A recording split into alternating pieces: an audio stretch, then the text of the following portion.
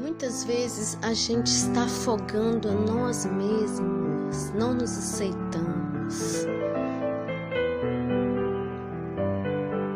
Nossos sonhos estão parados, a gente não está indo atrás deles, a gente não se aceita, a gente precisa se amar para poder amar o outro. Nós mesmos, como que a gente erra, a gente está feliz com isso, somos bonitas assim, pois foi o Eterno que nos fez assim.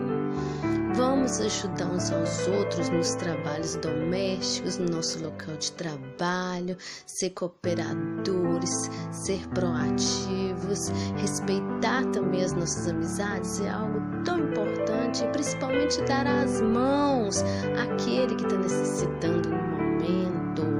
Jamais devemos aceitar um relacionamento abusivo que não nos respeita. Se não for para nos tratar como rainhas, como princesas, não vale a pena.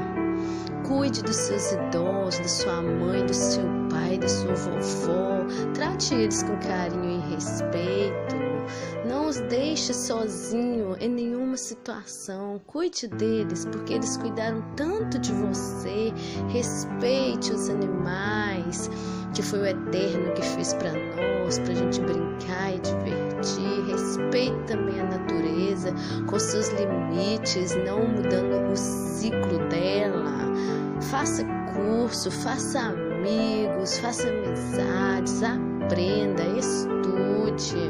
E com isso você vai ser muito feliz, assim como eu sou.